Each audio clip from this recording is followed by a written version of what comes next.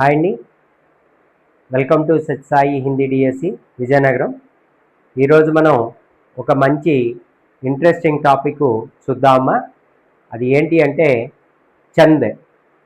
ఈ చంద్ నుండి బిట్టు లేకుండా మనకి టెట్ కానీ డిఎస్సి కానీ పేపర్ ఉండదమ్మా. మరి ఖచ్చితంగా చంద్ నుంచి బిట్టు వచ్చి తీరుతుంది. కాబట్టి దీన్ని ఈజీగా చంద్ని ఏ విధంగా గుర్తించాలి, చూడంగానే ఏ విధంగా మనం ఆన్సర్ చేయాలనేది ఈ వీడియోలో చూద్దాం. అయితే మరి టాపిక్లోకి వెళ్ళే ముందు నాదొక రిక్వెస్ట్ ఏంటి అంటే, మరి మన ఛానల్ని అందరూ కూడా సబ్స్క్రైబ్ చేయండి, అలాగే షేర్ చేయండి, అలాగే లైక్ కూడా చేయండి అమ్మా. దానివల్ల మీలాంటి ఫ్రెండ్స్ ఎంతోమందికి మరి ఈ వీడియో చేరడానికి అవకాశం ఉంటుంది. కాబట్టి అందరూ కూడా సబ్స్క్రైబ్ చేసుకోండి, లైక్ చేయండి, షేర్ చేయండి. ఇకపోతే టాపిక్లోకి వెళ్దామా. మరి చంద్ అనేది రెండు రకాలుగా ఉంటుంది. ఒకటి మాత్రికా చంద్, రెండోది వార్ణికా చంద్. మరి మాత్రికా చంద్లోని మనం ఏం చేస్తామంటే మాత్రల్ని గణన చేస్తాం. మాత్రలు అంటే అది బడికి మాత్ర, చోటికి మాత్ర అనేది మాత్రని గణన చేయడం జరుగుతుంది, లఘు గురువులుగా గుర్తించడం జరుగుతుంది. మరి వార్ణికా చందులో అయితే వర్ణాలని గణన చేయడం జరుగుతుంది. ఘన విభజన అనేది మాత్రికా చందులోని మరి అలాగే వార్ణికా చందులో కూడా రెండు ఒకే విధంగా చేస్తాం. అయితే మాత్రికా చందులోని మాత్రల్ని ఘన విభజన చేస్తాం. ప్రతి 3 మాత్రల్ని కలిపి ఒక ఘనముగా తీసుకుంటాం. అలాగే వార్ణికా చందులోని వర్ణాలని లెక్క పెడతాం. అది దీర్ఘమాత్ర లేదా లఘుమాత్ర అనేది మనం ఏమి పట్టించుకోవాల్సిన అవసరం లేదమ్మా. ఇక్కడ ఏంటంటే వర్ణాలు. ఫర్ ఎగ్జాంపుల్ ఇక్కడ చూడండి, పహచాన్నే కేలియే కోడ్ అని ఇచ్చాం. ఇందులోని వర్ణాలు ఎన్ని ఉన్నాయో లెక్క పెట్టాలి. 1 2 3 ఇదొక గణము, 1 2 3 ఇదొక గణము, 1 2 3 ఇదొక గణం. ఆ విధంగా వర్ణాలను మాత్రమే లెక్క పెడతాం. దాన్నే వార్ణికా చంద్ అని అంటాం. అయితే ఈ వార్ణికా చంద్లోని మరి ముఖ్యంగా ఒక 10 వార్ణికా చంద్ గురించి ఈరోజు మనం చూద్దామా. అవేంటి అంటే ఇక్కడ చూడండి, ఒక టేబుల్ ఇచ్చాను నేను. ఈ టేబుల్ ద్వారా కోడ్ ఏ విధంగా గుర్తుపెట్టుకోవాలి, ఏ విధంగా మనం గుర్తుపట్టాలి అనేది, అది ఏ చంద్ అనేది గుర్తుపట్టాలి అనేది చూద్దామమ్మా. ఓకేనా. ఇక్కడ చంద్ ఇచ్చాం, వర్ణంకి సంఖ్య, ఆ చంద్లోని ఎన్ని వర్ణాలు ఉంటాయి, అలాగే పహచాన్నే కెలియే కోడ్ ఇచ్చాం, పహచాన్నే కెలియే కోడ్. ఓకేనమ్మా. అయితే ఇక్కడ మొట్టమొదటిది ఇంద్రవజ్ర. అదేంటమ్మా ఇంద్రవజ్ర. ఇంద్రవజ్రలో మొత్తం 11 వర్ణాలు ఉంటాయి. ఇంద్రవజ్ర అనే చందులోనే ఎన్ని ఉంటాయమ్మా, 11 వర్ణాలు ఉంటాయి. ఆ 11 వర్ణాలు అంటే అర్థం ఏంటి, ఒక గణం ఎన్ని వర్ణాలు, 3 వర్ణాలు తీసుకుంటాం. 3 వర్ణాలు అంటే ఇక్కడ 11 వర్ణాలు ఉన్నాయంటే 3తో భాగిస్తే మనకు 3 మూళ్ళ 9 ప్లస్ 2, 3 మూళ్ళ 9 ప్లస్ 2 అంటే 3 గణాలు ఉండాలి, ప్లస్ 2 వర్ణాలు లాస్ట్లో మిగిలిపోయి ఉండాలి. అది లఘువు లేదా గురువు లేదా 2 గురువులు లేదా 2 లఘువులు ఏదైనా అయి ఉండొచ్చు. సరే, కాబట్టి ఈ 11 వర్ణాలని 2 తగనాలు ఉంటాయి. అంటే తగనం తగనం ఒక జగన్, 2 తగనాలు ఒక జగన్ అంటే 2 + 1 3, 3 మూడు 9 ప్లస్ 2 గురువులు ఉంటాయమ్మా. 2 గురువులు ఉంటాయి.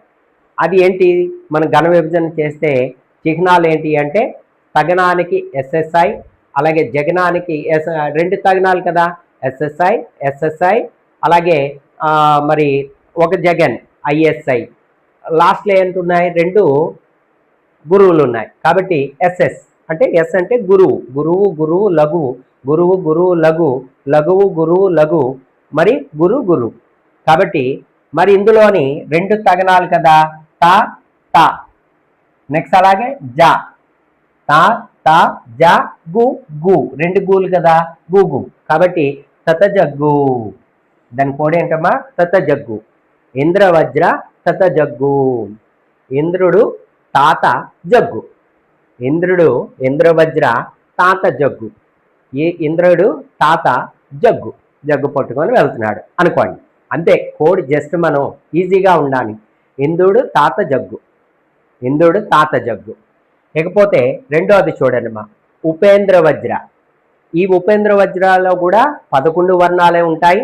అయితే ఇందులోని ఒక జగన్, ఒక తగన్, ఒక జగన్, 2 గురువులు. అంటే 3 3 9 ప్లస్ 2 11 సరిపోయి కదమ్మా. కాబట్టి ఐఎస్ఐ అంటే లఘు గురు లఘు, గురు గురు లఘు, నెక్స్ట్ లఘు గురు లఘు 2 గురువులు. దీనికి ఒక జగన్ అంటున్నాం కదా, జ ట జ గు.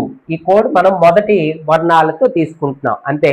జత జగ్గు, ఇందాకలేమో ఇంద్రవజ్ర ఏమో తత జగ్గు, ఉపేంద్ర వజ్ర ఏమో జత జగ్గు అంతే, జత జగ్గు. ఇదంతా మళ్ళీ మామూలేనే. ఇక్కడ ఉపేంద్ర వజ్ర జత జగ్గు ఇది ఒక్కటే మారింది, మిగతాదంతా మామూలే. కాబట్టి ఆ విధంగా చూసుకోండి.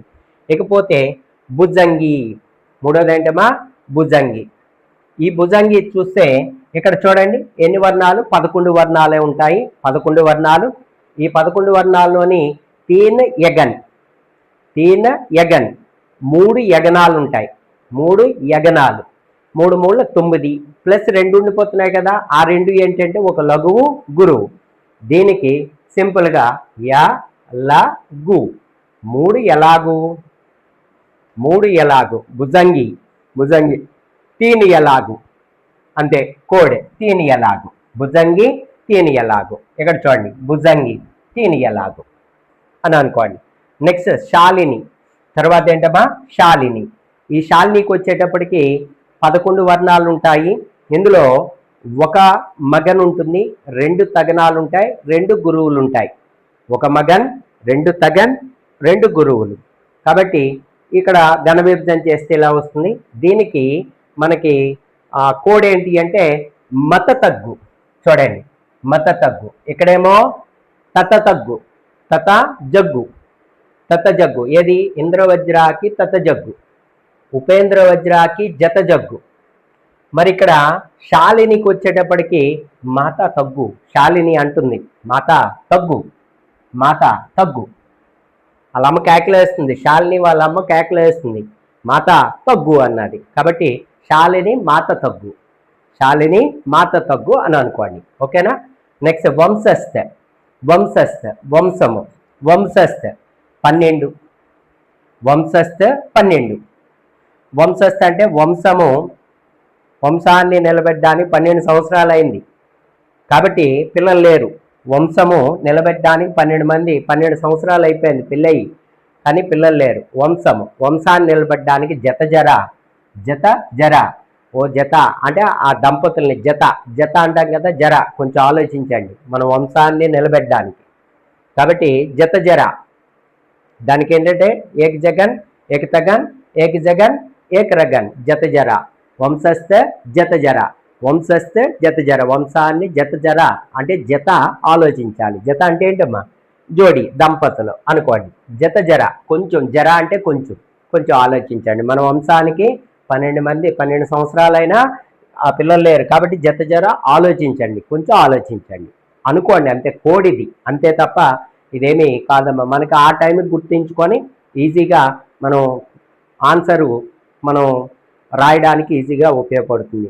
తర్వాత ధృత విలంబి, ధృత విలంబి, ధృత విలంబి. ధృత అంటే వేగము, విలంబి అంటే నెమ్మదిగా, ఒక్కొక్కసారి వేగంగా ఒక్కొక్కసారి నెమ్మదిగా. కాబట్టి ధృత విలంబి. మరి ధృత విలంబిలోని 12 ఉంటాయి, 12 పక్షులు అంటే 12 వర్ణాలు ఉంటాయి. అందులోని ఒక నగన్, 2 భగనాలు, ఒక రగన్ ఉంటుంది.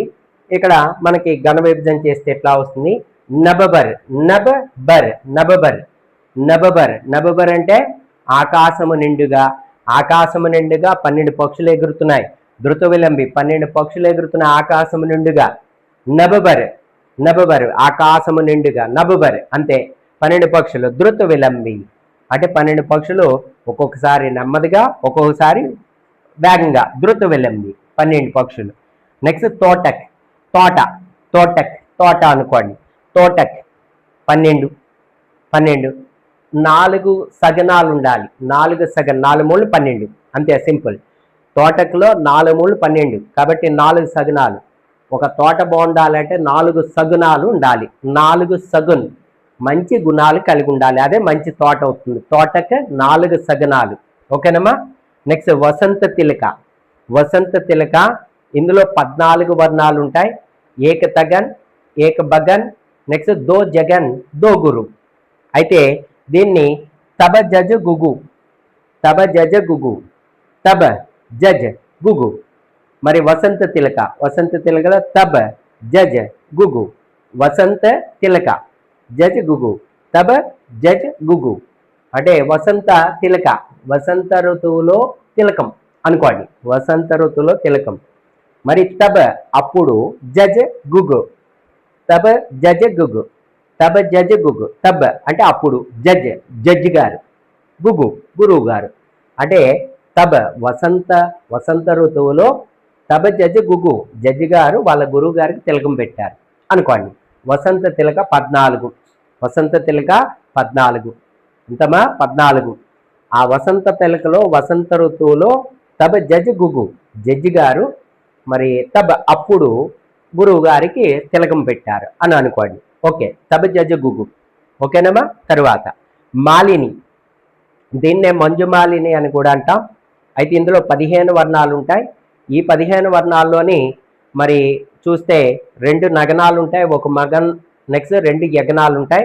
దీన్ని ఘన విభజన చేస్తే ఇట్లా వస్తుంది. నెక్స్ట్ ననమయ్య. మాలిని అనే రాగం, మాలిని అనే రాగం అనుకోండి. మాలిని అనే రాగాన్ని, మంజుమాలిని అనే రాగాన్ని ననమయ్య, అన్నమయ్య గారు పాడారు. ననమయ్య, ననమయ్య, న మ యా కింద యా, కాబట్టి ననమయ్య. ఎవరమ్మా? మాలిని, ననమయ్య. లేకపోతే శిఖరిణి, శిఖరిణి, శిఖరిణి, శిఖరిణి ఇందులో 17 వర్ణాలు ఉంటాయి. నెక్స్ట్ ఒక యగనం, ఒక మగనం, ఒక నగనం, ఒక సగనం, ఒక భగనం, లఘు, గురు. కాబట్టి ఇక్కడ చూడండి, శిఖరిణి, శిఖరిణి కదా. యముడు షికారుకి వచ్చాడు, యముడు షికారుకి వచ్చాడు, షికారుకి వచ్చి సభ పెట్టాడు. సభలగా, యమన సభలగా, యమన సభలగా, యమన సభలగా. ఓకేనా. యమన్ సభలగా, యగన్, మగన్, నగన్, సా, సగన్, బగన్, లా, గురు, లఘువు, గురువు. కాబట్టి యమన సభలగా ఎవరమ్మా? శిఖరిని. షికారుకి వచ్చి యముడు సభ పెట్టాడు. ఓకేనా. ఇప్పుడు ఒకసారి చూద్దాం. ఇంద్రవజ్ర తతజగ్గు, ఇంద్రవజ్ర తతజగ్గు, ఉపేంద్రవజ్ర జతజగ్గు. ఓకేనా. భుజంగి, భుజంగి, తీని ఎలాగు, శాలిని, శాలిని మాత తగ్గు అంటుంది. నెక్స్ట్ వంశస్థ, 12 సంవత్సరాలు అయింది, పిల్లలు లేరు. అప్పుడు ఏమన్నారు పెద్దవాళ్ళు? జతజర, జతజర, ఓ జంట అంటే జత. మీరు ఆలోచించండి. జతజర, జతజర. ఓకేనా.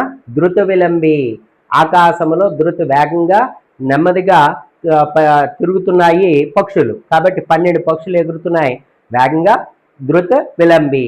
కాబట్టి ఇక్కడ ఏంటి? నబబర్, నబబర్. నెక్స్ట్ తోటక్, ఒక తోట బాగుండాలంటే 4 సగనాలు ఉండాలి, 4 సగనాలు ఉండాలి. నెక్స్ట్ వసంత తిలక, వసంత తిలక, వసంత ఋతువులో ఎవరు తిలకం పెట్టారమ్మా?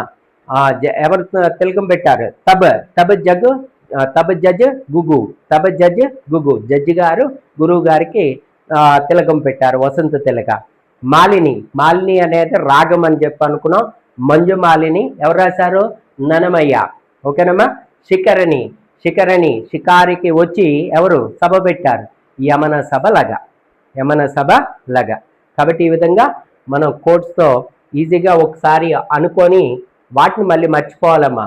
మరి ఇంద్రవజ్ర తతజగ్గు అంటే అవి మనకి గుర్తుంటే సరిపోతుంది. ఈజీగా మనం అనుకొని 1-2 సార్లు అనుకుంటే నోటికి వచ్చేస్తుంది. కోడ్ ద్వారా మనం ఈజీగా ఆ చంద్ ఏంటనేది మనం ఈజీగా గుర్తుపెట్టచ్చమ్మా. అయితే మనకి ఇక్కడ బిట్టి వచ్చినట్లయితే మరి ఇంద్రవజ్రాలో కితనే వర్ణోతే హై, ఇంద్రవజ్ర అనే దాంట్లో ఎన్ని వర్ణాలు ఉంటాయి? లేదా 2 తగనాలు, 1 జగనము, 2 గురువులు ఉన్నట్లయితే 11 కదా. 11 అనగానే ఇంద్రవజ్ర, ఉపేంద్రవజ్ర, భుజంగి, శాలిని, ఈ 4 గుర్తు రావాలి. అందులో ఏదనేది మనం చూడాలి. కాబట్టి ఈ విధంగా 2 తగనాలు, 1 జగనము, 1 గురువు ఉన్నది అని అంటే మనకి ఇది గుర్తు రావాలి. తతజగ్గు, జతజగ్గు, తీని ఎలాగు, ఇవి గుర్తుంటే ఇవి ఈజీగా గుర్తున్నాయనుకోండి, ఆటోమేటిక్గా మనం ఇదంతా కంఠస్థ పెట్టవలసిన అవసరం ఉండదమ్మా. ఓకేనా. కాబట్టి ఇది మీకు అందరికీ ఈజీగా అర్థమైందని అనుకుంటున్నాను. కాబట్టి దీన్ని ఈ విధంగా